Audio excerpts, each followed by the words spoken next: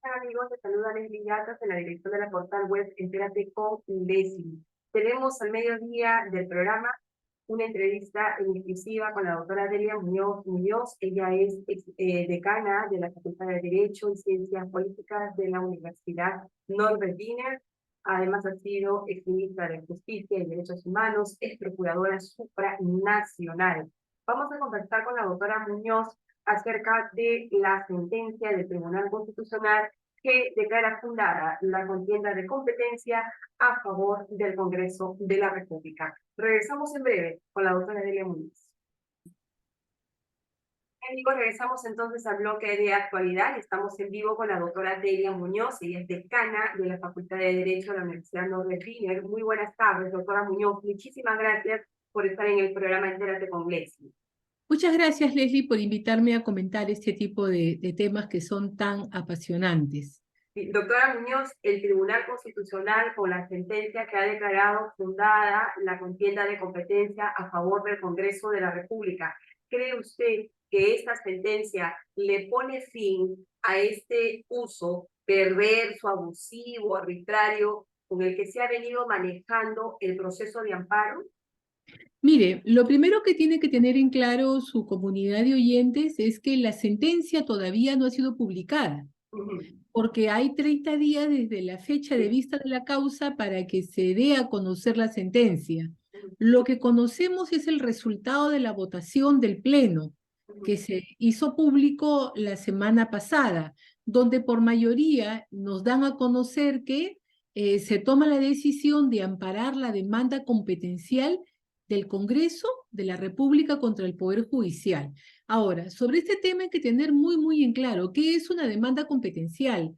Una demanda competencial es aquella cuando yo señalo, Tribunal Constitucional, este otro poder del Estado, sea Jurado Nacional de Elecciones, Poder Legislativo, el mismo Tribunal Constitucional, el Poder Judicial, se está entrometiendo en mis funciones y no me deja desarrollarlas. Entonces el tribunal dice, la función de dictar leyes, elegir ciertos funcionarios, es propia del Congreso de la República. Nadie puede entrometerse en ese proceso de selección. Eso es el resultado de una demanda competencial. Y hemos tenido muchos precedentes, por ejemplo, cuando algunas regiones decían, se declara de interés de la región el sembrío de hoja de coca. Y el Poder Ejecutivo reclamaba y el Tribunal Constitucional dijo siempre, ese tipo de competencias no le son propias del gobierno regional. Solamente puede regularlas el Ejecutivo. Esta distinción es muy clara, porque ahora lo que se dice es que ya nadie va a poder quejarse de alguna infracción que realice el Congreso.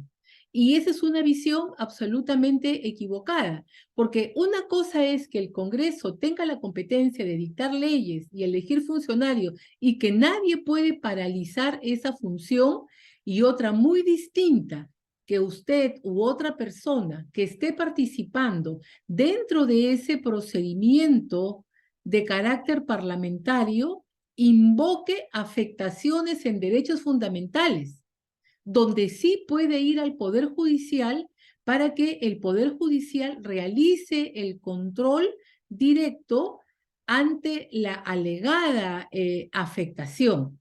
Entonces son dos cosas completamente distintas. En este primer análisis de afectación de derechos, supongamos, yo me presento como candidata o postulante para defensor del pueblo. Si yo me siento como persona afectada por algún incumplimiento de reglas del procedimiento, no, yo interpongo una acción de amparo ante el Poder Judicial respecto de este derecho violado, pero eso me conduce a solicitar la paralización de la elección. No necesariamente eso se tendrá que ver si es posible o no, porque lo que ha ocurrido es que en la demanda que paraliza el proceso de selección, el reclamante, el ente reclamante, no era una persona que participaba del proceso. Exacto, exacto. Y entonces yo creo de que ese es el punto de partida de la situación que va a analizar seguramente el Tribunal Constitucional en su sentencia. Acá estamos todavía proyectando, hablando de cuestiones generales. ¿Por qué? Porque ningún órgano está libre o exento del control constitucional y convencional en materia de derechos humanos, ¿no? Entonces, si usted está participando de un concurso X, pongamos un ejemplo, que yo he visto un par de estos casos en la realidad. Le dicen, usted tiene que presentar tal documento, y usted presenta una fotocopia y le declaran improcedente su registro porque le dicen que no, que tiene que ser un original y que tiene que ser un original además notarizado o fedateado. Cuando hay una ley de simplificación administrativa que dice que no tienes tú por qué exigir como administración pública documentos que son de acceso público también. En consecuencia, allí sí usted podría recurrir y decir, miren, me están discriminando, están afectando mi derecho a participar porque están yendo contra esta norma que impide mi derecho de participación en la modalidad de que de ser eventualmente elegida como parte del ejercicio de los derechos políticos. ¿Ok? Allí sí usted puede pedir protección. Y si usted plantea el amparo de una manera inmediata, el juez evaluará cuáles son las medidas correspondientes, ¿no? Acá lo que se está discutiendo es que son entidades de terceras personas las que han dicho, no, no, tu Poder Judicial, para la dación de la norma, suspende la ejecución de la norma, que no se puede dictar una ley en este sentido, que no se puede ejecutar este proceso. Entonces, allí estamos hablando de la competencia. ¿Quién es quién? ¿Quién tiene la atribución para? Distinto es de la afectación concreta, ¿no? Por ejemplo, nos señalan de que en el caso del señor Salas Arenas, que es uno de los puntos votados, no se acepta su esquema de defensa, porque lo que él ha señalado, de lo que uno puede entender, es que al no estar él comprendido dentro de los funcionarios que tienen derecho al antejuicio, el Congreso no lo puede investigar. Y lo que dice la decisión es que como un caso de interés general, puede investigar el Congreso cualquier situación y a cualquier persona. Entonces, esta sentencia se está moviendo en el segundo nivel, en el nivel de carácter competencial, que es distinto, por ejemplo, si el señor Salas Arena es investigado y no se respetan las pautas del debido proceso establecidas para una investigación parlamentaria, podrá ir al Poder Judicial a reclamar por esa vulneración específica. Entonces, lo que hemos visto es que cuando se han interpuesto procesos de amparo por afectación directa a derechos constitucionales, interponen una medida cautelar destinada a paralizar el proceso de elección. Es lo que ha venido sucediendo en el Congreso de la República, por eso es que el Congreso de la República daba retrocesos, paralizaba los procesos de elección de defensor del pueblo. Entonces, lo que queda claro, doctora Muñoz, es que con Pero esta... fíjese de que yo discrepo con usted, porque en el caso, por ejemplo, de la paralización de los procesos de elección de magistrados al Tribunal Sí. Constitucional, quien interpuso la demanda no era ningún candidato, era una tercera persona. Por eso es Exacto. que yo pienso de que la sentencia va a venir A diferenciando corregir esa lo situación. que es la atribución competencial que Ajá, corre por cuenta separada, que es completamente distinta ajá. de la afectación en casos concretos donde Bien, el Poder Judicial sí mantiene su competencia. ya. Entonces, en esta afectación, acá hay dos cosas que tenemos que dilucidar. Las personas que no tienen nada que ver con el procedimiento de elección, o sea, ellos van a poder interponer algún proceso de amparo para frenar un proceso de elección en el caso que sea de materia de competencia exclusiva del Congreso. Veremos cómo sale la sentencia, pero Ajá, entiendo que la tendencia por el sentido de los votos dados a sí, conocer es que no, porque allí tú qué interés tienes, qué exacto. afectación concreta No es tienes. el Tú afectado. no puedes parar un proceso parlamentario de dación de una ley o de elección de altos funcionarios o de realizar una investigación o una fiscalización que le son competencias propias, ¿no? Pero el postulante o el candidato sí podría interponer un amparo si su derecho se El ve afectado postulante en este procedimiento.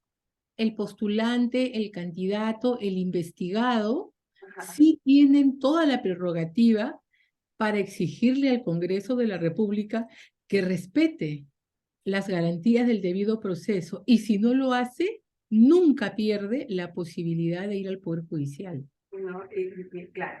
En este accionar del postulante o candidato, ¿no? En este proceso de elección, por ejemplo, de Defensoría del Pueblo, que se sienta afectado, le reitero la pregunta para que nos quede ya sumamente claro a todos, es que si en esta afectación yo puedo interponer una medida cautelar para pedirle la paralización del proceso de elección de Defensor del Pueblo.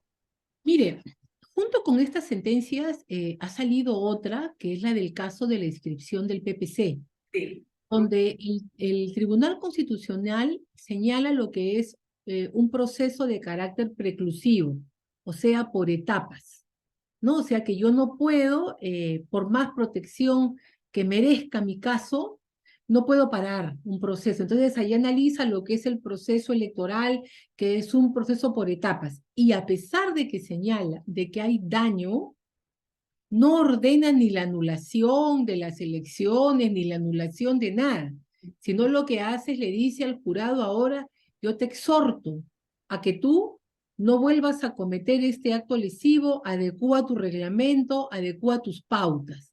Entonces lo que está haciendo acá el tribunal es utilizar la teoría del daño irreparable. O sea, ya el daño a veces se torna en irreparable y no lo podemos subsanar frente a determinado tipo de situaciones, y lo que queda es o la sanción a los que causaron el daño o la mejora de los procesos para evitar que a futuro se vuelvan a repetir hechos como este. En consecuencia, habrá que hacer la evaluación en caso por caso, pero yo pienso que no se puede afirmar hoy en día que el Congreso está blindado, que nadie se puede quejar contra él.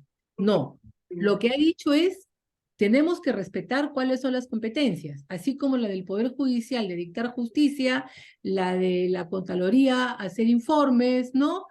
Entonces hay instancias o estamentos que debemos de aprender a respetar.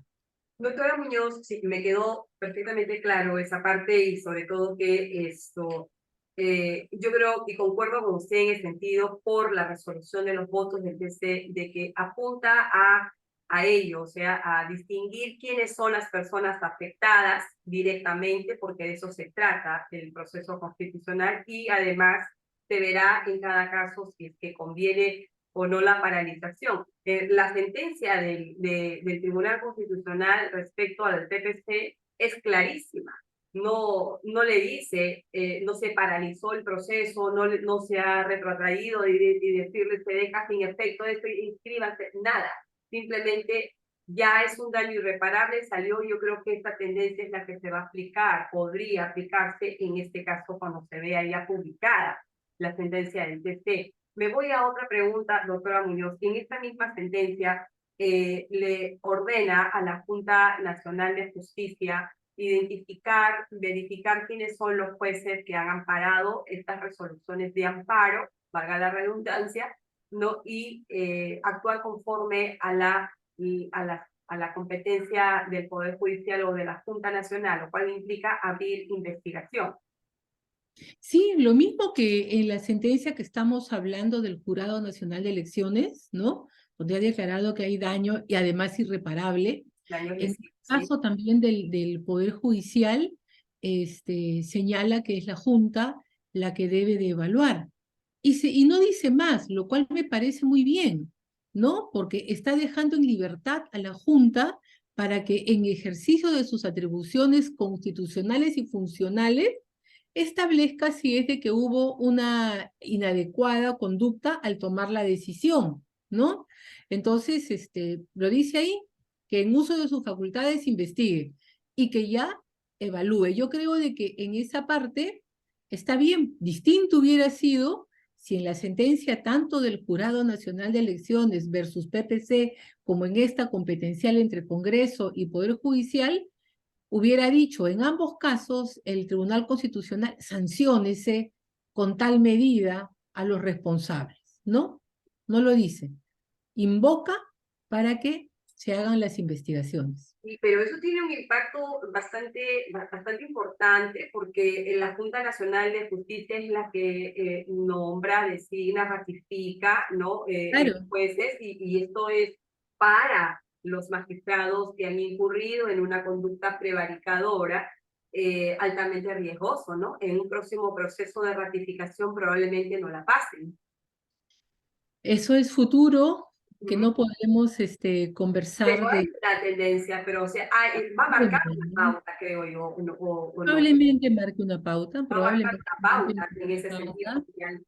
No le ha Sí, pedido a la OCMA, no le ha pedido al Poder Judicial, ¿no? Que se investigue a los jueces que han incurrido en estas conductas prevaricadoras. Le está pidiendo a la Junta, ¿no? Nacional de Justicia, al órgano que está encargado de nombrar jueces y de ratificarlos en sus sí, casos. allí los jueces pueden entender eso como una amenaza a su independencia, y seguramente lo van a invocar en el momento que la Junta instaure algún tipo de procedimiento indagatorio, ¿no?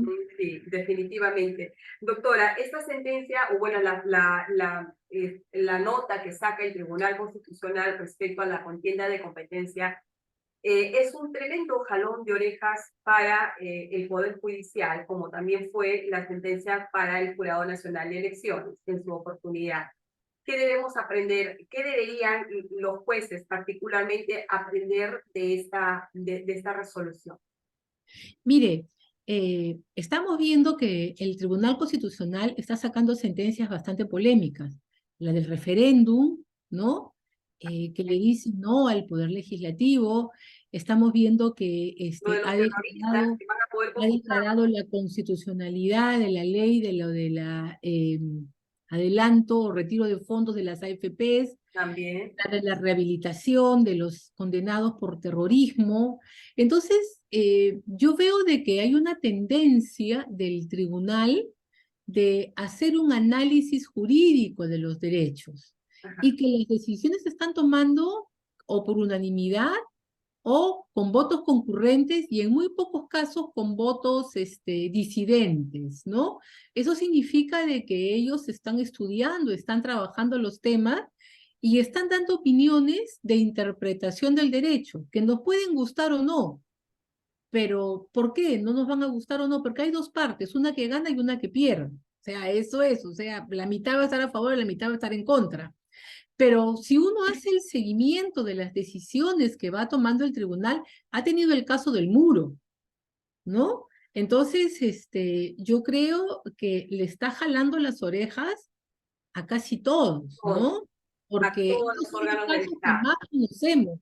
Yo que suelo visitar con frecuencia la página del tribunal, hay muchas improcedencias en demandas de amparo, habeas corpus, sobre materias tan importantes como libertad de expresión y otro punto y otra serie de temas, ¿no? Y yo me pongo a leer los fallos. Y los fallos tienen un razonamiento jurídico que es normalmente el ponente el que lo somete al pleno y sobre eso debaten y conversan. Y luego la riqueza está en leer los votos disidentes o concurrentes, ¿no? Y uno aprecia allí, en la mayoría de los casos, no en todos, porque hay algunos votos disidentes que sí los he encontrado muy flojos, ¿no? Pero hay otros votos disidentes que sí son muy, muy fuertes, como en el caso de lo del retiro de AFPs y en el tema del referéndum, ¿no? Donde los votos disidentes son prácticamente una sentencia paralela. Claro, eso sí. Doctora, la última pregunta para cerrar la entrevista. ¿Qué opinión le merece la exhortación que hace el TSE al Congreso de la República para reformar el artículo 99, incluir no a los representantes de los tres órganos electorales no en este artículo, lo cual le daría al de juicio político? Claro, porque no tienen en la actualidad esa vía, ¿no? Y me parece que va marcando el tema de la necesidad de reformar los artículos que están respecto al control político. En otra sentencia también ha recordado la necesidad de modificar otros artículos de este capítulo. Se me va la sentencia, pero ya es como la segunda o la tercera invocación. En la de las AFPs, le dice al Congreso que debe de dictar una reforma en materia previsional. Yo no he escuchado ningún alboroto sobre eso y es un tema serísimo, ¿no? Sí lo hace la sentencia de la CPP. Pero en todo caso, a los tres representantes, o sea, a los tres órganos que pueda, porque es una exhortación, no es un tema mandatorio, ¿no? Entonces el Congreso de la República puede decir, bueno, lo puedo incorporar solamente a los integrantes del Jurado Nacional de Elecciones. Por eso que le digo que es bien interesante, porque este TC está exhortando.